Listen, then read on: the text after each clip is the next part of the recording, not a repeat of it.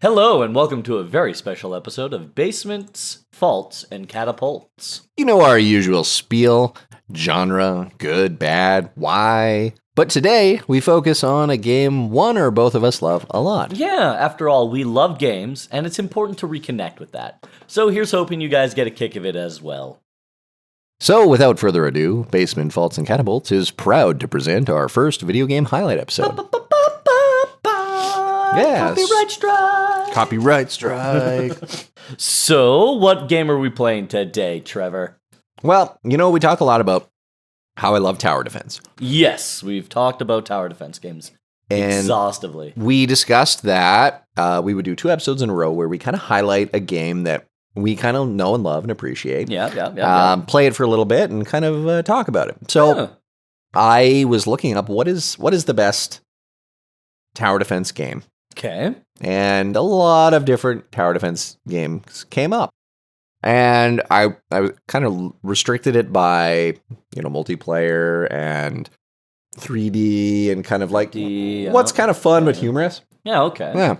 And the one that keeps coming up is Orcs Must Die. And I was introduced to Orcs Must Die from a friend of mine. And Orcs Must Die 2 specifically. Okay. There's a bit of controversy with Orcs Must Die right now. Not really controversy, but I guess a few of the fans are a little bit upset about the latest release, which is Orcs Must Die Death Trap. Okay. It's gotten good reviews. You hate to hear it. But on, you go to Reddit, the toilet of the internet. I mean, you can find a bad opinion or an angry opinion on Reddit easy. I mean, I find when you're like tower defense games, you go to Reddit, you get people who love and obsessed with tower defense games. Yeah. And so you actually get a lot of really good gauge on what games you should kind of maybe consider or try. And on the Orcs Must Die, a lot of people were saying like Death Trap is no good.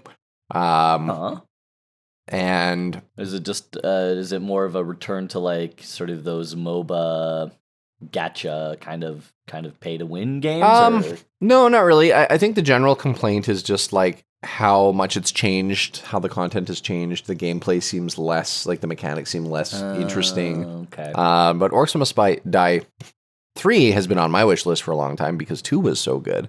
But the Reddit consensus is that generally 2 is considered to be better than 3. Oh, okay. Yeah. Well, but that 3 is much better than Death Trap. Now, I already own 2, and 2 was on sale for $5.24. So they're having a mega sale. You can buy the whole franchise for like $20? Oh yeah, summer sale, baby. Yeah. Gotta love it. Steam. Gotta love it. Steam. All hail Gabe. Gabe, the savior of gaming. Gabe, all hail he. Yes, Gabe. Or Gabin, as they like to call him. So yeah, Orcs Must Die 2 is a game I wanted to kind of highlight today as my favorite tower defense game. Hey. Recently it has mixed reviews, but there was some DLC and a few things that I think people were disappointed in, but I think the base game is pretty good. The game, Orcs Must Die 2, was released on July 30th, 2012. It was developed and published by Robot Entertainment.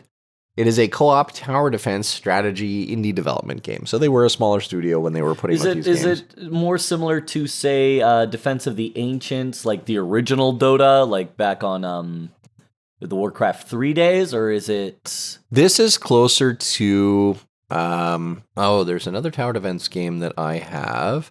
Give me 1 second, where you, it's 3D and you kind of have to do some, shenanigans, that I really enjoyed. Dungeon Defenders. Okay. So Dungeon Defenders was kind of fun. I really actually loved the first Dungeon Defenders because play a character who has specialties. So you can be a character that does, magic towers, and another character can do like engineering towers and ballistas and other things, right? Yeah. So the Orcs Must Die 2 is kind of more similar to that. We kind of have a situation where you eventually unlock better towers, and you get to choose what kind of towers you have. The only difference between your character and my character is how they attack. So you do have your own kind of character attack. Like a hero character? Like a hero, basically, yeah. So, but it's all 3D, and it's kind of shenanigans, lots of ragdoll physics. One of the things I love about it is the ragdoll physics. Like, Oh, a good ragdoll physics always makes you smile, right? Just to see him going to go like. Blah, blah, blah, blah, blah, blah, blah. yeah, and they like make funny sounds and stuff Oh, too. perfect. I'm Yeah, sold. like I really think Orcs Must Die 2 is a game that I think might have been slept on a little bit by a few people. You've had me play a lot of tower defense games since we started this podcast that are like Rogue Tower and things like that. Yeah. And I love tower defense, man. Like honestly, I do think though that Play any more Rogue Tower after? oh yeah, I actually don't think that the best tower defense game that can be made has been made yet. And because I have an idea in my head of what I would like a tower defense game to be, and Orcs Must Die 2 kind of comes the closest to close? that. Nice. Kind of like a mini game of what my mind would show as a perfect tower defense game. Interesting. In my brain, a perfect tower defense game is like a city builder, completely 3D with like characters that have intelligent models to communicate with you. Oh, wow. And Ambitious. then you have to like fight enemies that are raiding your town, like big multiple game mechanics, like RPG mixed with tower defense mixed with it, and it's like super ambitious, right? So Orcs Must Die 2 though, as purely a tower defense game, is fun. Yeah. Yeah. Love it. I'm excited for it. Yeah. So I guess we'll just kind of like jump right into it. Jump right in. There we are. There we are. We're heroes. We're heroes, Trevor. We did it. We still only got 4 skulls. Four skulls, and it is 3:45. It is. Let's call it here. Let's call it. Well, that was a lot of fun. And that'll give us time to talk and Yeah. and rate. Well, just for the viewers, I'm just going to let everybody know Yeah. you can catch our little chat about the game on our podcast, on Spotify, and of course on YouTube and Audible and Apple Music and wherever else. But we are going to be taking a small hiatus. We're going to setting up. Big upgrades are coming, guys. Yeah, working on some upgrades, kind of a better set, studio, place to work, and video. And we want to switch over to a full video format for the podcast. So that will mean that the gameplay and the podcast will all be combined for the video format. So the gameplay would be potentially included. There's a couple little logistic things we have to work out, just as far as maybe doing a good game we play together and then a bad game we play together, just so we can share those experiences in a more fun way. So yeah, anyway, we'll catch you on the podcast side. All right, so This was fun. Thank you for... yeah, I figured that a little bit of an adjustment to our format where we can kind of throw in a few more things. I like the good game, bad game, but I really want to do like some game highlights. Yeah, no, I agree. I think I want to look at maybe tackling like if there's really new games like Expedition 33. Right? Like where these games come out and they're a lot of fun. And, we're not always going to be in a position to buy new games as soon as they come out and play them right away. But just to get some highlights of these new releases that are really good or games that we are excited for, right? No, I agree. I don't care if the internet's excited for it. I care if we're excited for it. Yeah. Yeah. But we have good taste, so... Well, I like to think we do.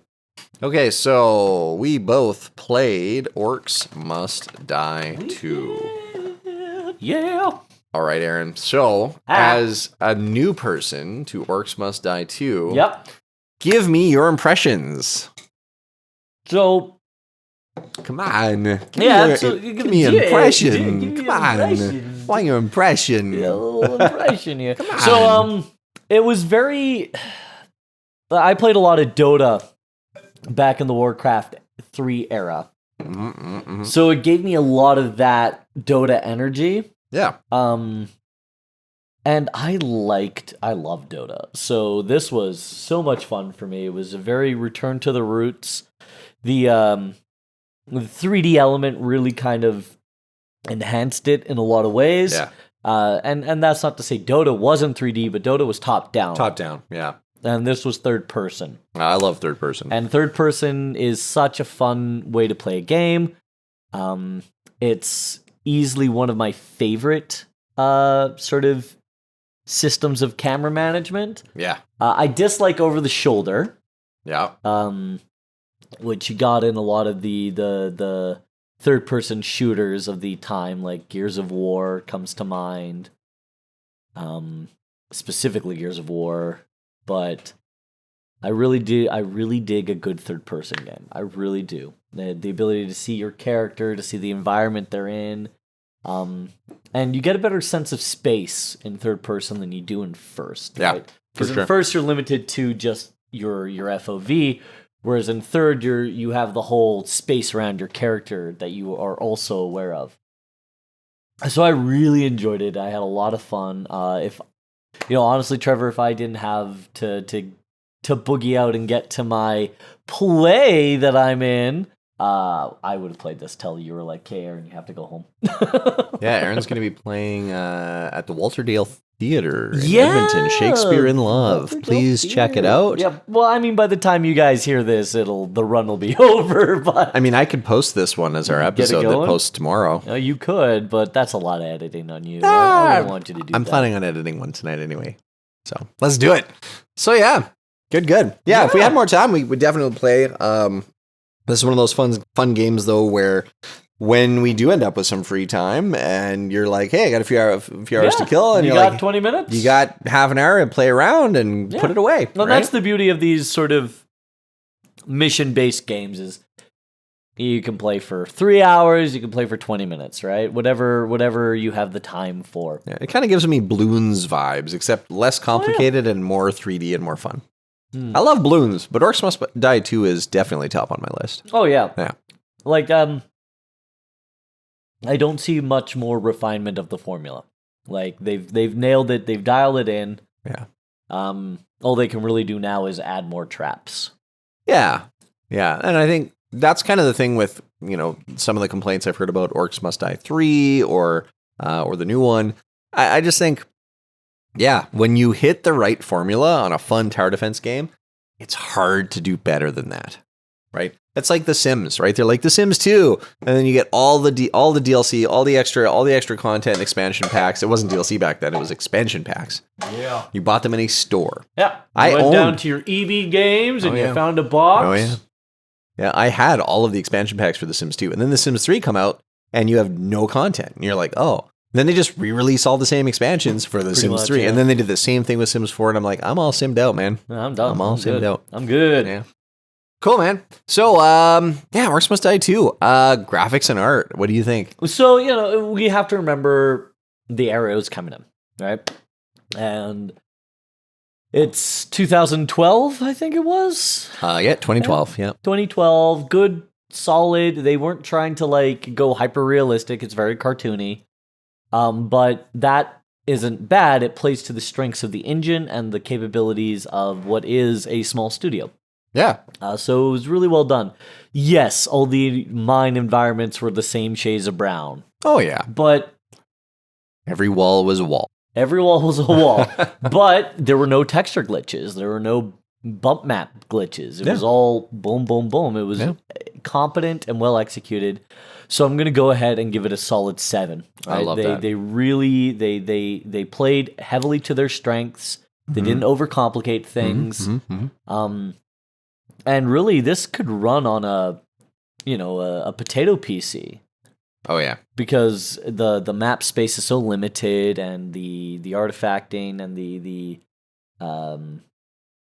entities are so controlled that at no point did it feel like, oh, this is going to tax a system, especially a modern system. But even back in 2012, you could probably run this with a 206 computer, Oh, yeah. Well, I know, we're running these on 3090s. I was getting an average of 86 FPS. Yep. And buttery smooth. Buttery smooth. No hiccups. Yeah. But we were also encoding because we were recording on OBS. So we're getting significantly less FPS than we would otherwise. We're also gaming at 1440p. So 86 FPS, 1440p while you're encoding. Pretty good. Yeah. But yeah, the game's not super demanding. I think you could run it on a 1080. Oh, easy. 2060 Super for sure would run this no problem. At 1080p, right? Yeah. I'm willing to bet you this would run really well on my 980 Ti, actually. Well, you know what? I'm not going to take that bet because, it probably would. Yeah. Well, yeah, I mean, I built my 980 Ti system in 2015, and so, this was a 2012 game, so that would be you probably run this on an 880 or 760 Yeah, totally could do it. Yeah, and I have a lot of respect when you optimize a game or code to that extent. Yeah. Like, everyone talks about Roller Coaster Tycoon, and yeah, we should talk about it because that individual programmed it in machine, Yeah. Yeah. right? Which is why it can do all of these outrageous things and run on a Pentium 2. I heard somebody kind of someone wrote an article or did a YouTube video, I can't remember, but I skimmed over it, and it was basically like crapping on Roller Coaster Tycoon and why Roller Coaster Tycoon it was like the fall of Roller Coaster Tycoon or something like that, and I was like the first one? I was like, dude, I can literally go back and play the first Roller Coaster Tycoon and Roller Coaster Tycoon 2, and I relive all the same fun I had the first time I play it. Whoever wrote that article, man, I mean, the new ones aren't. Yeah, we haven't really had, but again, when you make a really great game, how do you improve upon it? It's like, well, we can make the exact same game in 3D on a different game engine. Yeah, we can update, we can change out the Easter eggs, like a jokey thing that landed in 98? See, I think what you do, like the theme hospitals and things like Bullfrog, where there's humor. Yeah, we need Roller Coaster Tycoon, but we need like an accident prone one. Like we need more hilarity. And I get it. Like, don't get me wrong. Actual injuries and things at roller coaster parks and stuff are tragic and terrible. Yeah. But in a video game, there's if you can there's compartmentalize some joy in that. It's the amount of, like, you take your ragdoll physics, you take all the other things that you can do, and you can really make a fun game because of the humor. And I like Orcs Must Die 2 because of the humor. Absolutely. And there comes a point where you have to... There is a joy in optimizing and making everything run so perfect, like a city builder. And there's also a joy in just, it's all burning down. I agree. So music and audio. Now, music and audio. We didn't listen to the music. We didn't get to listen to too much of the music again because we're OBSing and we're putting this up on our YouTube channel. Yeah. Which going forward is going to be a major part of the basement faults and catapults sort of gameplay. I think we're gonna have to do like an offline thing before we record our sit down session to talk about the game, where we take like 10 minutes and just listen to the music. Yeah, I agree. I do agree. But I did get a little bit of music in the opening before we got things really dialed in, and it was fine. Like, it was good enough for keeping the menu screen occupied.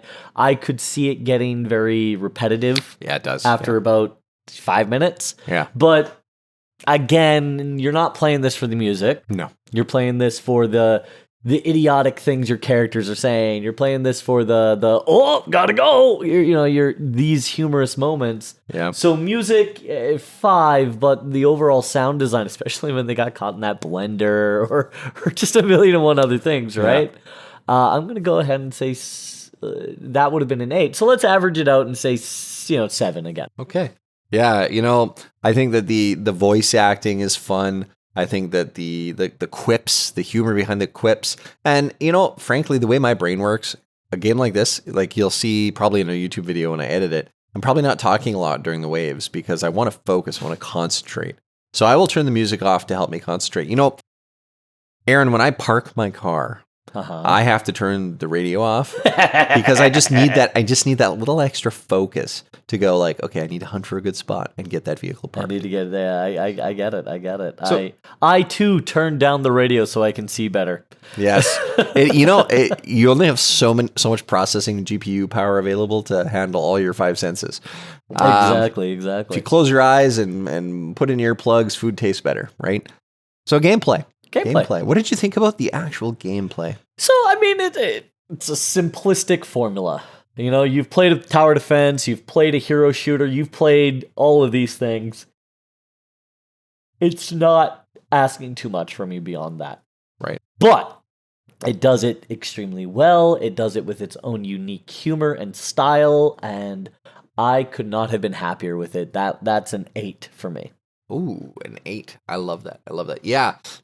I think the gameplay, the different traps, the upgrades, the progression system. Speaking as someone who has put a number of hours into Orcs Must Die, which I I've probably put more into like Dungeon Defenders. I think I'm only 20 hours into Orcs Must Die 2. But Only 20 hours? Only 20 hours.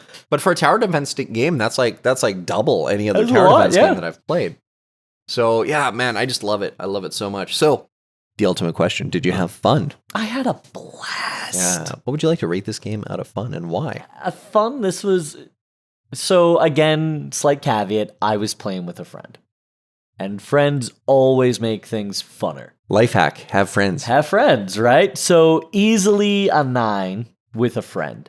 Lovely. Because there were moments where it's like, oh man, they're coming in both lanes. That would have been overwhelming. But in the back of my head, I was like, no, Trevor's on the left lane. I don't have to worry about it. I got the right lane locked down. We're good. We got good trust going on. And that made it so much more enjoyable. So as a multiplayer game with a comrade, a 4. Or a 9. A 4? Oh, no. A 9. Oh, no. If I were to play this single player, I'd still have fun, Yeah. right? But it wouldn't have been as poppy. So it probably would have been closer to a 7, right? I ground this single player for a little while just to kind of like practice levels. And I find playing on Endless to try different strategies with different traps is actually really fun to do solo. It's always more fun with a friend, but it is kind of fun as a solo game on Endless mode specifically. So your general rating is 7.8. Yeah, absolutely. Yeah. So catapult or fault? Oh, catapult, easy. All right, we're going to catapult them into the fault. Wait, no. That's actually part of what you do in the game is you can catapult them into the... It was really quite funny when you did that. Oh my God, like, I know. Bloop. So, Aaron, I know this is kind of potentially a bit of a cop-out. I am matching your ratings exactly. Really? Yeah, I agree with each of those ratings. For me, I think that the only thing, so graphics and art, I agree. It does what it needs to do. I love the effects. I love the fact that there's so many different traps that are unique, that they generated assets for all these unique traps and textures. I really like how the game mechanics of each trap works. I love how they implement physics. I love so much about how they did this. The graphics and art itself, I think, I agree with you. It's a 7. It's an older game. The graphics weren't really great then. They're kind of like slightly better than like World of Warcraft, right? Yeah. Music and audio, I agree with everything you said. The music is kind of meh. It's not the important piece here. It's definitely fun. Like it's blood pumping music. Like, oh, the round starts. Right? Yeah. But the audio is so much fun. I love the quips. I love the humor. I love the sound effects. It's so good. And the gameplay, the only rating I'm going to do different than you is gameplay. I'm going to bump it up to an 8.5. I think that the gameplay is extremely well built for a tower defense game. I would argue one of the best. There are some aspects to the game that could get it to a 10. I think that there are some traps that are kind of frustrating. Some level previews would be kind of nice. So you can go in kind of knowing, like, does this map have ceilings? Yeah. Like, there should be little things to kind of just, like, I get it. You going into the map and learning the map is important. But for new players, to save time, it'd be nice to know there's ceiling traps kind of don't work on this level. So choose floor traps. Just little things like that. Not which floor traps, don't help them with the tips. I also think that gameplay-wise, like, there's the little tar pit. If you put and I'm going to have to look into whether this is even a thing. I don't think it is. But if you put a tar pit in front of a flame pit and they get covered in tar, the flames should do more damage. There should be more damage. Right? Yeah. More trap combos. Yeah, trap combos. Yeah. Exactly. And there might be. Synergy. Yeah. There might be trap combos. I don't remember. We'll have to play it a little bit more. But I'd love to see more trap combos, more combinations, especially between the classes. So, like, if you have the ice one, and then I have like a shatter or some way to shatter them, right? Yeah. So there's like more synergy between the different players to go, well, I have certain traps that complement your traps. I don't necessarily have the combo trap by myself, but you can help create those combos. So I think there's a lot of really interesting things in the gameplay that could be tweaked and played with. Fun for me, definitely this is like a a 9.5 out of 10. It's so much fun. I could play this all the time. I'm sad that I looked and it's like, you've only played this game for 20 hours. And I'm like, that's really sad because I feel like I've played this way more than that. But it's nice to have a game that I can get excited about. So my general rating is 8 out of 10. I agree. This is a catapult. Launch it into success. If you have not played Orcs Must Die 2, highly recommend it if you love the tower defense genre. Yeah, no, absolutely. It was amazing. Yeah, so good. So good. Well, hey, man, I'm really glad that we got to play Orcs Must Die 2 today. That is my stamp of approval, Trevor highlight game. Yeah, always a pleasure to play that game. Any final thoughts? Orcs Must Die 2, Steam Summer Sale. Get it. It's so much fun. Get it. Get it. Get it. Get good. And whoos, All right. Thank you kindly for joining us. Yes, thanks for joining us. And remember, good luck. Have fun. Don't die. Don't die. Yeah. The orcs must die. The orcs must The die, orcs not must us. die. All right, folks. Catch you on the flip side. Catch you on the flip side. And look forward to our brand new studio coming soon. Yes, new studio coming soon. Bye-bye. Bye-bye. And that's our time. And the end of our episode. But don't feel sad it's over. Be glad it happened. From the two of us in the basement, thanks for tuning in. Join us next time. And feel free to send us any feedback on our socials or send us a direct email at bfcpcontact@gmail.com. And if you're really interested in what we're doing, join us on Patreon, where we will have loads of behind-the-scenes stuff and uncut takes as more episodes are released. Patreon.com/basements, faults, and catapults. We're always excited to hear from you because we love engagement. We look forward to our next catapult launch and hope you can join us for the ensuing chaos. Good luck. See you next time.